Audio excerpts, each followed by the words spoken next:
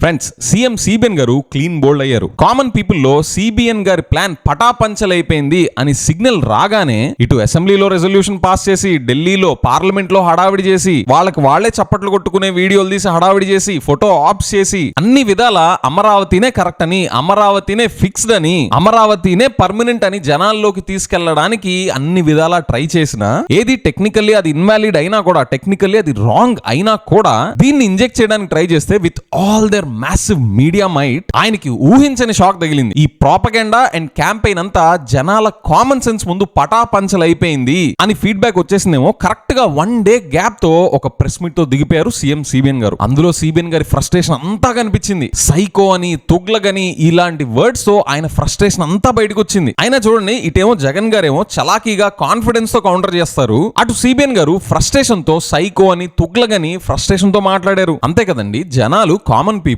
Common sense తో అడిగే questions ని లాజికల్ గా ఆన్సర్ చేయలేనప్పుడు పర్సనల్ అటాక్స్ చేయడం తప్ప ఇంకేం చేయగలరు చెప్పండి. అంటే జగన్ గారు ఇదివరకు ఏమి పర్సనల్ అటాక్స్ చేయలేదా అంటే కాదు, అదిగా నేను చెప్పేది. ఆయన చేశారు, ఈయన చేస్తున్నారు. సో ఈ ఎపిసోడ్ లో మనం ఏం చేద్దామంటే సిబిఎన్ గారు ఫ్రస్ట్రేషన్ లో నిన్న ఎలాంటివి మాట్లాడి, ఏం మాట్లాడి క్లీన్ బోల్డ్ అయ్యారో చూద్దాం. Without any delay let's start off. And friends, నేను చేసే కంటెంట్ మీకు నచ్చుతుంటే please consider joining Andhra podcaster channel memberships. Subscribe button పక్కనే ఉంటుంది, ఆ జాయిన్ బటన్. ఒకవేళ మీరు జాయిన్ అవ్వకపోయినా కూడా మీకు ఏం తేడా ఉండదు, అన్ని వీడియోస్ యాజ్ యూజువల్ గానే చూడొచ్చు. కానీ ఈ ఛానల్ ని నేను ఇండిపెండెంట్ గా క్వాలిటీ కంటెంట్ తో నడపాలి అంటే మీలాంటి వాళ్ళు జాయిన్ అయ్యి సపోర్ట్ చేస్తేనే నేను ఈ జర్నీని కంటిన్యూ చేయగలుగుతాను. సో జాయిన్ అవ్వాలి అనిపించిన వాళ్ళకి వెల్కమ్. జాయిన్ అవ్వకపోయినా మీరు కూడా మన ఆంధ్ర పాడ్కాస్టర్ కమ్యూనిటీలో ఈక్వల్ గా important. Hi, this is Vijay Kesari and welcome to Andhra podcaster, where we discuss questions, perspectives and possibilities focused on development of Andhra.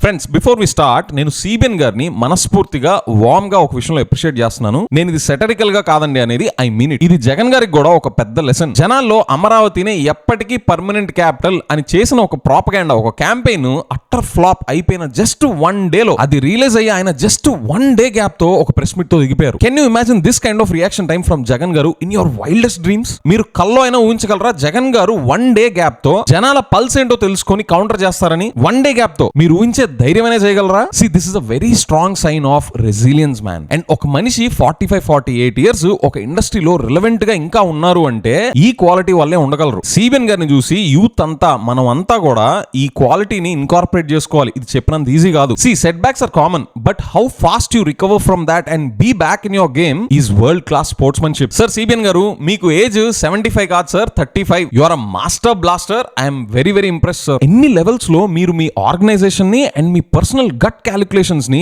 Alert గా ఉంచుకొని ఉండాలో రివర్స్ ఇంజనీర్ చేస్తే మైండ్ బ్లోయింగ్ సార్. అకాడమిక్ గా థింక్ చేయడమే కాదు, మీరు ఎగ్జిక్యూట్ చేస్తున్నారు. Brilliant structure and work ethic sir. I love watching you play. Alright, ఇప్పుడు సిబిఎన్ గారు ఫ్రస్ట్రేషన్ తో ఏం మాట్లాడారో చూద్దాం. అన్ని కలిపి 50 పార్టీలు నేరుగా మాట్లాడిన వారు దీనికి పూర్తిగా సంఘీభావాన్ని తెలియజేస్తున్నామని చెప్పారు. పార్లమెంట్ లో ఏకగ్రీవంగా ఆమోదించారు. ఒకే ఒక పార్టీ, ఆ పార్టీ వైఎస్ఆర్ కాంగ్రెస్ పార్టీ. ఆ పార్టీ ఈ రాష్ట్రంలో ఓట్లేసుకుని ఇక్కడి నుంచి ఎంపీలుగా అయ్యి ఈ రాష్ట్రానికి ద్రోహం చేసే ధైర్యం చేశారు. దేశమంతా ఒక దారి అయితే వీళ్ళది ఇంకొక దారి అయ్యే పరిస్థితి వచ్చింది. మొత్తం లోక్సభ, రాజ్యసభలో కలిపి 50 పార్టీస్ ఉన్నాయి. దీన్ని అన్ని పార్టీస్ సపోర్ట్ చేసే ఒకే ఒక్క పార్టీ తప్ప, అదే వైఎస్ఆర్సీపీ. దేశం అంతా ఒక దారి అయితే వీళ్ళు ఒక్కళ్ళదే ఒక దారి అన్నారు. ఇది ఎంత రిడిక్యులస్ నేను చెప్పనా? ఇన్ఫాక్ట్ సిబిఎన్ గారు, మీరు నిజంగా ఇంత అమాయకులా, లేదా ఈ ప్రెస్ మీట్ ఒక్కదాని కోసమే మనం అమాయకంగా ఉందని చెప్పి ఇట్లా మాట్లాడారా? సార్, ఆ మిగతా పార్టీలు అందరూ సపోర్ట్ చేసింది దేనికి? అసెంబ్లీలో ఏది పాస్ అయితే దానికే. మన స్టేట్ అసెంబ్లీలో ఏది పాస్ చేసుకొని వస్తే దానికి అందరూ వాళ్ళు సపోర్ట్ చేశారు. వాళ్ళు అవుట్ ఆఫ్ ద వే వెళ్ళి చేసింది ఏంటి సార్? అండ్ ఇన్ఫాక్ట్ ఈ విషయంలో మనం మోదీ గారిని అప్రిషియేట్ చేయాలి. ఆయన సిబిఎన్ గారితో అలయన్స్ లో ఉన్నా కూడా డైరెక్ట్ గా పార్లమెంట్ కి తీసుకొచ్చేయండి, అక్కడ పాస్ చేసి అవతల పడేద్దాం అని అనకుండా స్టేట్ అసెంబ్లీలో పాస్ అయ్యేలాగా చేసి దాని తర్వాత పార్లమెంట్ కి తీసుకొచ్చారు. అంటే ఏంటి దాని అర్థం? పార్టీలతో సంబంధం లేకుండా, అలయన్స్ తో సంబంధం లేకుండా స్టేట్ లెవెల్లో అసెంబ్లీలో ఏది పాస్ చేసుకొని వస్తే మేము సెంట్రల్ లెవెల్లో దాన్ని సపోర్ట్ చేస్తామని దేశం మొత్తానికి చూపించారు. సో దానికి తగ్గట్టే మిగతా పార్టీస్ అని కూడా సపోర్ట్ చేసాయి. మన స్టేట్ అసెంబ్లీలో పాస్ చేస్తే వాళ్ళకేం దూరత చెప్పండి? అంతకు మించి బయట స్టేట్స్ వాళ్ళకి గానీ, బయట పార్టీస్ వాళ్ళకి గానీ ఏం సంబంధం? రేపు ఇదే మన స్టేట్ అసెంబ్లీలో వేరే వాళ్ళు పవర్ లోకి వచ్చి సిబిఎన్ గారు స్టేట్ మొత్తాన్ని అమరావతి పేరు చెప్పి ఎంత గుల్ల చేశారో విత్ డేటా ఇదే మన స్టేట్ అసెంబ్లీలో చూపించి కొత్త రెజల్యూషన్ పాస్ చేశారనుకోండి, సేమ్ ఇదే ప్రాసెస్ మళ్ళీ రిపీట్ అయింది. దీనికి ఇంత హడావిడి ఎందుకు చేయడం? సార్ సిబిఎన్ గారు, గుంపులో ఉంటా గుంపంతా ఎటుపోతే మనం అటే పోదాం అని మాకు చెప్పడం కాదు సార్. ఈ జమానా మారిపోయింది. మీరు లోకేష్ గారే అవుట్డేటెడ్ ఉన్నారు. గుంపంతా ఎటు వెళ్తున్నా సైంటిఫిక్ గా, రెస్పాన్సిబుల్ గా, ప్రాక్టికల్ గా ఆలోచించే వాళ్ళదే ఈ జమానా. అందుకనే మీరు ఇంత హడావిడిగా డ్యామేజ్ కంట్రోల్ చేస్తా పరిగెత్తుకుంటా 1 డే గ్యాప్ తో ప్రెస్ మీట్ చేయాల్సిన పరిస్థితి పట్టింది. ఎవ్వరూ కన్విన్స్ కావట్లా, మీకు మీరే బుల్డోజ్ చేస్తున్నారు తప్ప. 2024 జూన్ 2 నుంచి ఆంధ్రప్రదేశ్ నూతన రాజధానిగా అమరావతి శాశ్వతంగా ఉంటుంది. మళ్ళీ ఇదే మిస్టేక్. శాశ్వతంగా ఏంటి సార్, రియాలిటీలోకి రండి. శాశ్వతం అనేది మీరు ఎంత త్వరగా మర్చిపోతే అంత మంచిది. ఇంకొక 3 ఏళ్లను లేదా 2029 వరకునో, లేదా మేము ఫ్యూచర్ లో మళ్ళీ పవర్ లోకి వస్తే అప్పుడు మళ్ళీ ఈ అమరావతినే క్యాపిటల్ గా చూస్తామను అలాంటివి చేయండి. Those are technically correct points. మీరు సీఎం చైర్ లో ఉండి మాట్లాడుతున్నారు సార్. సీఎం సిబిఎన్ గారు ఫేక్ న్యూస్ ప్రచారాలు చేస్తా ఫేక్ న్యూస్ ఫ్యాక్టరీస్ రన్ చేసుకునే వాళ్ళగా మీరు మాట్లాడితే ఎలాగ సార్ సీఎం సిబిఎన్ గారు? రాష్ట్రపతి ఆమోదం త్వరలో వస్తే చట్టంగా మారుతుంది, అక్కడి నుంచి అమలులోకి వస్తుంది. మొట్టమొదటిసారిగా ప్రధానమంత్రి నరేంద్ర మోడీ గారిని మనస్ఫూర్తిగా అభినందిస్తున్నా, ధన్యవాదాలు తెలియజేస్తున్నా. మోదీ గారికి థ్యాంక్స్ చెప్తున్నారు సిబిఎన్ గారు. ఫ్రెండ్స్, మోదీ గారు ఒక బ్రిలియంట్ మూవ్ వేశారు. ఇన్ఫాక్ట్ ఫ్యూచర్ లో కూడా వాళ్ళు చాలా సేఫ్. వాళ్ళతో అలయన్స్ లో ఉన్నా కూడా వాళ్ళని ఎక్కడ పెట్టారో, అదే ఐ మీన్ మన స్టేట్ ని ఎక్కడ పెట్టారో సిబిఎన్ గారు మనకి చెప్పకపోయినా మనకి క్లియర్ గా కనిపిస్తుంది. సిబిఎన్ గారు, మోదీ గారు ఇక్కడ మీకు చేసిన ఫేవర్ ఏంటో ఒక్కటంటే ఒకటి చెప్పండి సార్. ఆయన హుందాగా ఒక ప్రైమ్ మినిస్టర్ చైర్ లో కూర్చున్న వ్యక్తిగా ప్రాసెస్ ఫాలో అయ్యారు. స్టేట్ అసెంబ్లీలో ఏది పాస్ అయితే అదే పార్లమెంట్ లో కూడా పాస్ చేశారు. ఆయన మీలాగా ఏది బుల్డోస్ చేయాల. మోదీ గారు కూడా మీలాగే బుల్డోస్ చేయాలి అంటే ఆయన ఏం చేసి ఉండాలి? అసెంబ్లీకి ఏమీ అవసరం లేదు, మీరు డైరెక్ట్ గా పార్లమెంట్ తీసుకొచ్చి నేను చేసి అవతల పడేస్తాను అని ఉండాలి. దానికి క్వైట్ ఆపోజిట్ గా మీరు తీసుకున్న అప్రోచ్ కి క్వైట్ ఆపోజిట్ గా బాధ్యతగా మన స్టేట్ వాళ్ళ డెసిషన్ లోకి ఆయన ఇంటర్ఫీర్ కాలా. మన స్టేట్ కి వదిలేశారు దీన్ని. ఇప్పటికీ ఎప్పటికీ కూడా ఆయన కాన్స్టిట్యూషన్ ఫాలో అయ్యారు. ఆనరబుల్ పిఎం గా state capital is state subject అని. మోదీ గారికి మీరు ఎందుకు థ్యాంక్స్ చెప్తారో నాకైతే అర్థం కాలేదు. కానీ CBN garu, Modiji thank you sir for not giving any undue favours to CBN garu. మీరు ప్రాసెస్ నుండి డీవియేట్ అవ్వకుండా ఎవరికి ఎలాంటి ఫేవర్స్ చేయకుండా ఉన్నందుకు థ్యాంక్ యూ సార్. ఆ తర్వాత అమిత్ షా గారిని అభినందిస్తున్నాం. ఎందుకంటే డిపార్ట్మెంట్ ఆయనే దీన్ని ఇనిషియేట్ చేసి ఇమ్మీడియట్గా ప్రాసెస్ చేసి పంపించారు. మళ్ళీ అమిత్ షా గారికి థ్యాంక్స్. ఇక్కడ మనం అంతా ఒక విషయం గమనించాలి. టెక్నికల్ గా వీక్ ఉండేవాళ్ళు, లేని ఇన్ఫ్లుయెన్స్ చూపించుకోవాలి అని అనుకునే వాళ్ళు ఏం చేస్తారో తెలుసా? నేమ్ డ్రాపింగ్ చేస్తారు. అంటే పెద్ద పెద్ద వాళ్ళ పేర్లు టెక్నికల్లీ అక్కడ రిలవెంట్ కాకపోయినా వాడతారు. లేని ఇన్ఫ్లుయెన్స్ క్రియేట్ చేయడానికి ట్రై చేస్తారు. సార్ సిబిఎన్ గారు, ఇందాక అక్కడ మోదీ గారికి థ్యాంక్స్ చెప్తా, ఇప్పుడు అమిత్ షా గారికి థ్యాంక్స్ చెప్తా. మీరు ఏం చేస్తున్నారు సార్? మీరు కూడా అన్నెసరీగా నేమ్ డ్రాపింగ్ చేయట్లా? ఇక్కడ అవుట్ ఆఫ్ ద వే వెళ్ళి అమిత్ షా గారు మీ కోసం చేసింది ఏంటో ఒక్కటి చెప్పండి చూద్దాం. గుండు సున్నా ఏమీ చేయలా. అంటే పాపం ఆ కొంతమంది చెవులో పూలు పెట్టాలి కాబట్టి మీరు ఇలాగ నేమ్ డ్రాపింగ్ చేస్తున్నారు అన్న విషయం నాకు అర్థమైంది. నాకైతే కొద్దిగా కామెడీ కూడా అనిపించింది సార్. అభివృద్ధిలో రైతుల్ని భాగస్వాములు చేయడం, ప్రోగ్రెస్ లో రైతుల్ని భాగస్వాములు చేయడం ఇంతవరకు ఎక్కడా జరగలేదు ప్రపంచంలో. ఇది కేస్ స్టడీ, చాలా మంది స్టడీ చేశారు. ఒక నమ్మకం, ఒక ట్రస్ట్, దీనివల్ల లాభం జరుగుతుందని ఒక నమ్మకం వచ్చింది వాళ్ళకు. మా జీవితాలు బాగుపడతాయనే నమ్మకం వచ్చింది. దానికి కారణం హైదరాబాద్ అభివృద్ధి అప్పటికే చూశారు. అది చూసిన తర్వాత ఒక నమ్మకం వస్తే వాళ్ళతో నెగోషియేట్ చేసి, పుండె నారాయణ గారి ఆ రోజు నెగోషియేట్ చేసి జరీబు భూములు ఉండే వాళ్ళకందరికీ 1000 గజాలు. జరీబు భూములు ఉన్న వాళ్ళకి 1000 గజాలు. సార్ అసలు జరీబు భూములు ఉన్న వాళ్ళతో రియల్ ఎస్టేట్ చేయాలి అనే విజన్ మీకు ఎలా వచ్చింది సార్? మీకు మీరు విజనరీ అని చెప్పుకోవడం కాకుండా నిజంగా అది ప్రూవ్ చేయాలి అంటే, ఫ్రెండ్స్ జరీబు భూములు అంటే ఏంటో తెలుసా? For those who don't know, most fertile lands అన్నమాట. ఇండియాలోనే rarest of the rarest fertile lands. Year మొత్తం మామూలు పంటలు కాదు, పైనుంచి వచ్చే వాటర్ తో సాయిల్ అక్కడ డిపాజిట్ అయ్యి రిచ్ గా పంటలు పండుతాయి ఇయర్ మొత్తం. వాటిని జరీబు భూములు అంటారు. మన అమరావతి రీజియన్ లో ఆ జరీబు భూములు ఉన్నాయి. ఎన్నో రాష్ట్రాలు పుణ్యం చేసుకోవాలి అలాంటి సాయిల్, అలాంటి ఫర్టైల్ ల్యాండ్ పడాలంటే. సిబిఎన్ గారు, మరి మీరు విజనరీ అని ఆ కీర్తిని తెచ్చుకోవాలి అంటే మీరు ఏం చేసి ఉండాలి? ఆ జరీబు భూములతో, అంత ఫర్టైల్ ల్యాండ్స్ తో మీరు రియల్ ఎస్టేట్ చేయడమా? అంతకు మించి మీరు ఆలోచించలేరా? మీకు గుర్తుందా మీ ఎక్స్-ఎంపీ వడ్డే శోభనాథేశ్వరరావు గారు ఏం చెప్పారో మీకు గుర్తుందా? ఆ జరీబు భూములు ఉన్న ప్రాంతాలని అగ్రికల్చరల్ ఎక్స్పోర్ట్ జోన్ గా డిక్లేర్ చేయండి, అక్కడ నుండి ఎక్స్పోర్ట్ చేద్దాం అని మీకు ఎన్నోసార్లు చెప్పారంట. మీకు గుర్తుందా సార్? మీరు నిజంగా విజనరీ అని చూపించాలంటే ఆ ప్రాంతానికి సంబంధించి మీరు అదిగచ్చు సార్ అగ్రికల్చర్ చేయాలి. అది చేసి ఇదిగోండి ఈ ప్రాంతం నుంచి ఈ జరీ భూముల నుండి ఇప్పటిదాకా మనం పండించింది దేశంలోనే పంపిస్తా ఉండేవాళ్ళం, అలాంటిది నా విజన్ తో ప్రపంచం మొత్తం ఎక్స్పోర్ట్ చేస్తున్నాము, నా విజన్ తోనే ఈ అగ్రి ఎక్స్పోర్ట్ జోన్ నా విజనే, దీని ద్వారా నేను రైతుల్ని కోటీశ్వరులు చేశాను అని కదా సార్ మాకు చూపించాలి ఆ ఏపీ మెట్టెక్ జోన్ చేసినట్టు వైజాగ్ లో. అలా చేయకుండా ఆ జరీ భూములతో రియల్ ఎస్టేట్ చేయడం ఏంటి సార్, ఇంకెక్కడా ఆప్షన్ లేనట్టు. మళ్ళీ మీరు విజనరీ అని చెప్పుకుంటారు, అది ఎలాగో నాకు అర్థం కాదు. పోనీ మీకు ఈ విషయం ఎవరు చెప్పలేదా అంటే వడ్డే శోభనాథేశ్వరరావు గారు మీ దగ్గర ఈ విషయం ఎన్నోసార్లు చెప్పారంట, ఇది స్వయంగా ఆయనే చెప్పారు, మీరు దీన్ని పట్టించుకోలేదు. అంటే ఏంటి, మీరు నిజంగా విజనరీనా లేదా మీడియా మ్యానుఫ్యాక్చర్డ్ విజనరీనా, ఏమనుకోవాలి చెప్పండి సార్. వినూత్నమైన ఆలోచనతో ముందుకు పోయాం. వరల్డ్ బ్యాంక్, ఏడీపీ వంటి సంస్థలు ముందుకు వచ్చాయి.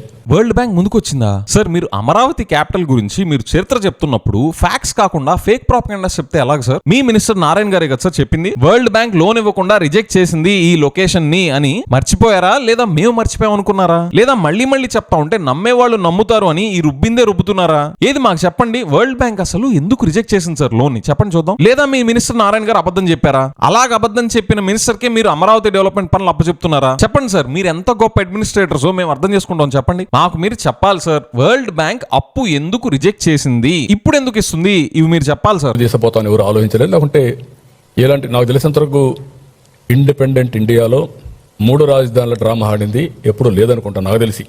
నేను 45 ఏళ్ళ నుంచి రాజకీయాల్లో ఉన్నా.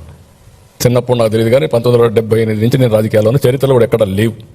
అలాంటి డ్రామాలు ఆడే పరిస్థితికి వచ్చారు. సార్ మీరు 3 రాజధానులనే డ్రామా అంటే ఏది, స్టేట్ కి ఫైనాన్షియల్ గా బర్డెన్ కాకూడదు అని చేసిన 3 రాజధానులనే మీరు డ్రామా అంటే, ఇప్పుడు మీరు అమరావతి పేరు చెప్తా స్టేట్ కి ఇంత భారం క్రియేట్ చేస్తా, ఇంత పెద్ద టోపీ జనాలందరి నెత్తి మీద పెడతా, ఎడ్యుకేషన్ ని, హెల్త్ కేర్ ని, తిరుమల భక్తుల సెంటిమెంట్స్ ని మీరు నేలకేసి కొట్టినట్టు కొడతా, ఇంత దారుణంగా మీరు ఫైనాన్సెస్ ని మిస్ అలొకేట్ చేస్తుంటే దీన్ని ఎంత పెద్ద డ్రామా అనాలి సార్? జగన్ గారు 3 రాజధానులు నేను ఎప్పుడు సపోర్ట్ చేయలేదు. ఫర్ ద రికార్డ్, ఆయన పవర్ లో ఉన్నప్పుడు, ఆయన చీఫ్ మినిస్టర్ ఉన్నప్పుడు కూడా నేను ఇలానే క్రిటిసైజ్ చేశాను 3 రాజధానుల కాన్సెప్ట్ ని. కానీ మీరు దాన్నే డ్రామా అంటే ఇప్పుడు మీరు క్రియేట్ చేసే ఫైనాన్షియల్ డిజాస్టర్ ఏమనాలి చెప్పండి. సో డ్రామాలు గీమాలు అన్నం కన్నా మీరు డేటాతో మాట్లాడుంటే బాగుండేది సార్. అదేమో మీరు ఎప్పుడు చేయరు. చేసిన హాఫ్ బేక్ డేటా, ఇర్రిలవెంట్ డేటాని చూపిస్తా లేని డ్రామాని క్రియేట్ చేస్తారు. మాకు ఇదేం బంపర్ ఆఫర్ అర్థం కాదు. 2005 మన్మోహన్ సింగ్ అమెరికాకి వెళ్ళాడు. అమెరికాకి వెళ్ళి సగర్వంగా చెప్పాడు ఒక మాట, మీ దేశంలోనే పెద్ద పెద్ద నగరాలు, పెద్ద పెద్ద సిటీలు అనుకుంటున్నారు, మాకు కూడా అలాంటి సిటీస్ ఉన్నాయి, అదే హైదరాబాద్ అని 2000 హైదరాబాద్లో సగర్వంగా అమెరికాలో చెప్పాడు.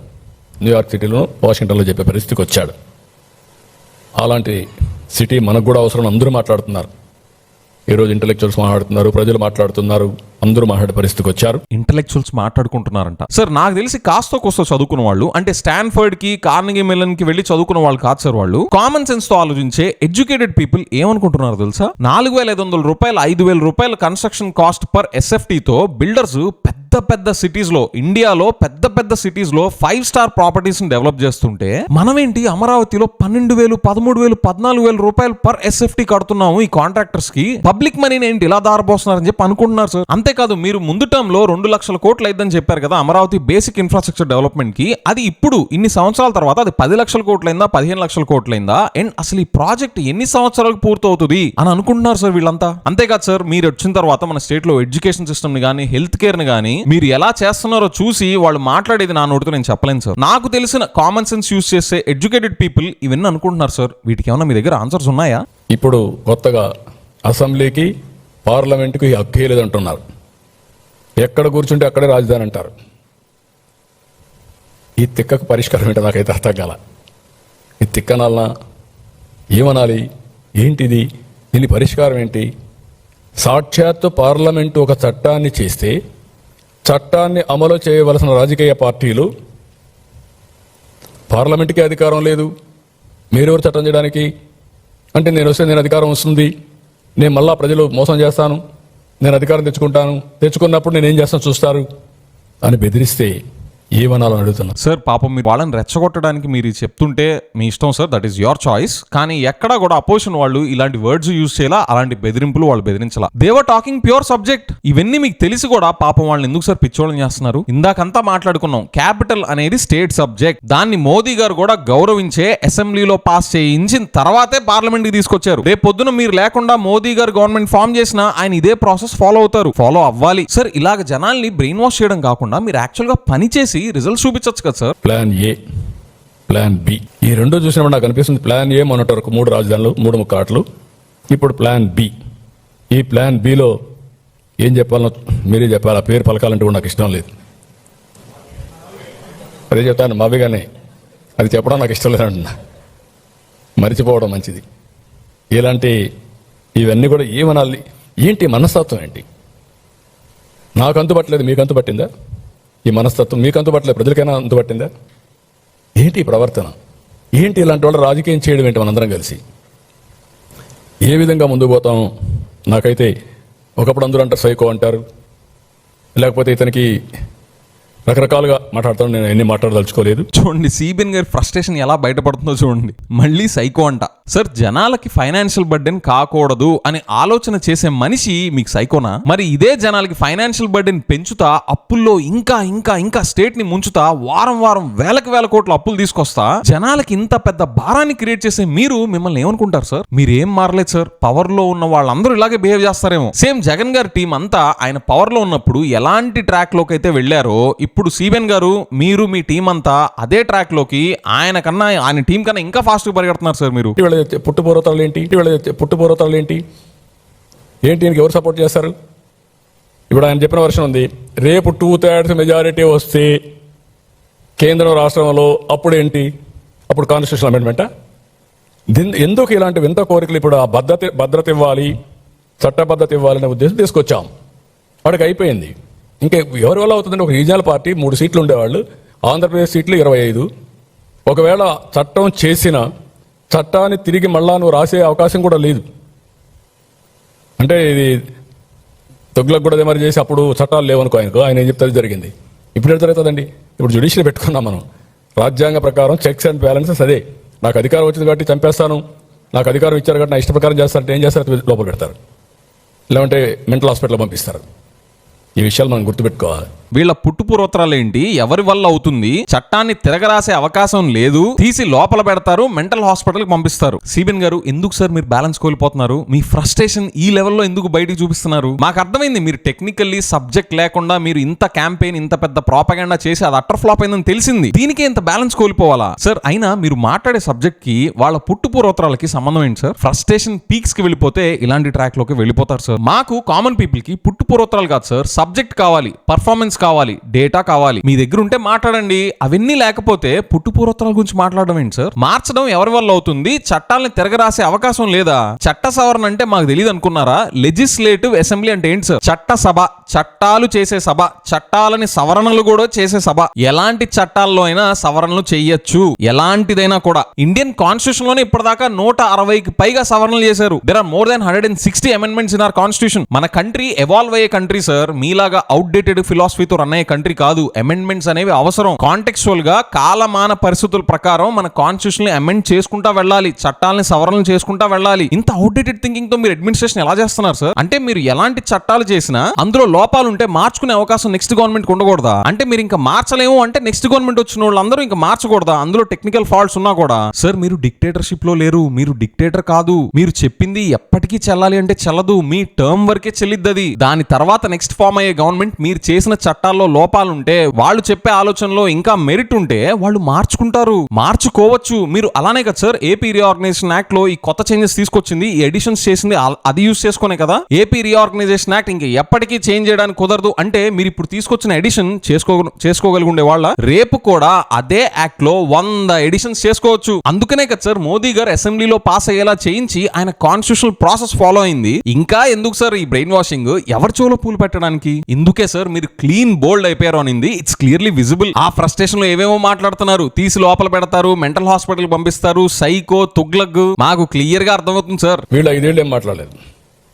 వేరియస్ రూపేణ ఈరోజు వెంటిలేటర్ పై నుండి ఆర్థిక వ్యవస్థ, అలాంటి వెంటిలేటర్ పై ఉండడానికి ఎవరిచ్చారు? ఇప్పుడు ఈ 2 ఏళ్ళు మనం మాత్రం నడవగలిగామంటే because of central government support. టోటల్గా Polavaram, Amaravati, even Visakhapatnam steel plant, zone, everything they are doing. Even రాయలసీమకి హార్టికల్చర్ ఇది అన్నీ చేసినప్పుడు అప్పుడు నేను ఏం అడగలేదు, ఇప్పుడు ఇవ్వండి మీరు. అంటే కావాలని మాట్లాడడం తప్ప ఇంకోటి కాదు. We know. లాస్ట్ రెజీమ్ లో వెంటిలేటర్ మీద ఉందంట, ఇప్పుడు ఎవరిచ్చారంటే సెంట్రల్ గవర్నమెంట్ అంట. టోటల్ గా అమరావతి, పోలవరం అంతా సెంట్రల్ గవర్నమెంటే అంట. సార్ సిబిఎన్ గారు, సెంట్రల్ గవర్నమెంట్ వాళ్ళు ఎంత డబ్బులు ఇచ్చారో మాకు చెప్పండి, లెక్కలు చూపించండి. మీ టైంలో సెంట్రల్ గవర్నమెంట్ నుండి ఎంత ఫండ్స్ వచ్చాయి, జగన్ గారి టైంలో సెంట్రల్ గవర్నమెంట్ నుండి ఎంత ఫండ్స్ వచ్చాయో మాకు లెక్కలు చూపించండి. మార్చ్ లో జగన్ గారి ప్రెస్ మీట్ లో నీట్ గా చూపించారు కదా, జగన్ గారి టైం కన్నా ఇప్పుడు మీ గవర్నమెంట్ వచ్చాక సెంట్రల్ గవర్నమెంట్ నుండి వచ్చే ఫండ్స్ ఆ గ్రాంట్స్ 40% పడిపోయాయి. ఎలా చెప్తున్నారు సార్ సెంట్రల్ గవర్నమెంటే మొత్తం ఇస్తుందని? మీరు వారం వారం వేలకు వేల కోట్లు చేసే అప్పంతా స్టేట్ గవర్నమెంట్ మీద పడే భారమా, సెంట్రల్ గవర్నమెంట్ మీద పడే భారమా? మొత్తం అప్పులు భారం అంతా స్టేట్ గవర్నమెంట్ పడుతుంటే సెంట్రల్ గవర్నమెంట్ చేస్తుంది మొత్తం అంటారేంటి సార్? ఫ్రెండ్స్, నేను ఇప్పుడు నెక్స్ట్ చూపించేదైతే షో స్టాపర్. ఇప్పుడు సిబిఎన్ గారు కొన్ని చెప్తారు చూడండి. ఎగ్జాక్ట్లీ ఆయన జగన్ గారు చేసిన దానికన్నా దారుణంగా చేసేవి జగన్ గారు చేశారని చెప్పి ఎలా చెప్తారు చూడండి. కానీ ఇక్కడ ట్విస్ట్ ఏంటో తెలుసా? నేను స్టార్టింగ్ లో అన్నట్టు దీనికి కౌంటర్ గా జగన్ గారు సిబిఎన్ గారు లాగా ఇమ్మీడియట్ రియాక్షన్ టైం తో రెస్పాన్స్ ఇవ్వరు. చూడంండి, రాసి పెట్టుకోండి. నేను ఎప్పుడు చెప్తాను, విభజన కంటే ఆంధ్రప్రదేశ్ రాష్ట్రానికి పెద్ద నష్టం జరిగింది వైఎస్ఆర్ కాంగ్రెస్ పార్టీ విధ్వంసం. 30 ఏళ్ళు ఎన్నికపోయాం. 12-14% వడ్డీ రేట్లు అడిగేవాళ్ళేడని ఆస్తులు తాకట్టు పెట్టడం ఏంటి? మళ్ళీ ఇప్పుడు మాట్లాడుతున్నారు. డెఫినెట్గా మేము short term, medium term, long term plan చేసుకుంటున్నాం. తగ్గించాలి. 100% మనకు వచ్చే డబ్బులంతా శాలరీస్కి సరిపోతున్నాయి. Own resource శాలరీస్కి సరిపోయినాయి. కేంద్రం ఇచ్చే డబ్బులు వడ్డీకి లేకుంటే అసలు కట్టడానికి సరిపోతుంది. మళ్ళీ ఏం చేయాలని అప్పులు తీసుకొచ్చి అవి కూడా చాలడం లేదు. ఇలాంటివి ఒక పద్ధతి. ఇప్పుడు తెలంగాణ ఉంది, 40% 30% state own resources on revenue expenditure. కొన్ని స్టేట్స్ ఆ విధంగా కొంచెం బ్యాలెన్స్ చేశారు. ఒక వ్యక్తి రావడం, పిచ్చి చేష్టలు చేయడం, రాష్ట్రాన్ని నాశనం చేయడం, ఇది కరెక్ట్ కాదు. పవర్ లోకి వచ్చిన 2 ఏళ్ల తర్వాత కూడా విజనరీ అని చెప్పుకునే సిబిఎన్ గారు ఇంకా కంప్లైనింగ్ మోడ్ లోనే ఉన్నారేంటి? ఆయన మాట్లాడింది విన్నారా? ఆస్తులు తాకట్టు పెట్టడం ఏంటి అంట, అప్పులు చేయడం ఏంటంట. వీటన్నిటిలో సిబిఎన్ గారు జగన్ గారిని జూజుబి చేసి అవతల పడేశారు. జగన్ గారు 5 years లో చేసిన అప్పులు ఈయన 20 నెలల్లోనే ఊది అవతల పడేశారు. ఇక్కడ పాయింట్ ఏంటంటే, ఇలాగ సిబిఎన్ గారు మాట్లాడడం ఏం కొత్త కాదు. కానీ దీనికి ఇంత ఉరుకులు పరుగుల మీద సిబిఎన్ గారు 1 day ఆయన క్యాంపెయిన్ అంతా అట్టర్ ఫ్లాప్ అయిపోయింది అని తెలిసిన 1 day నెక్స్ట్ ప్రెస్ మీట్ తో దిగిపోయారు కదా. ఇప్పుడు దీన్ని కౌంటర్ చేస్తా జగన్ గారు 1 day కాదు 2 days తీసుకోండి, 2 days లో జగన్ గారు కౌంటర్ చేయగలరా? నేనైతే ఛాన్సే లేదంటున్నా. మీరు కూడా నాలాగే అనుకుంటే కామెంట్స్ లో నో ఛాన్స్ అని టైప్ చేయండి. లేదు విజయ్ నువ్వు తప్పు అని కనుక అనుకుంటే కామెంట్స్ లో వేకప్ జగన్ అని మెన్షన్ చేయండి. అండ్ యూట్యూబ్ లో ఆంధ్ర పాడ్కాస్ట్ మెంబర్షిప్ జాయిన్ అయిన ప్రతి ఒక్కరికి my heartfelt thanks. With that I will see you in the next episode. Bye by.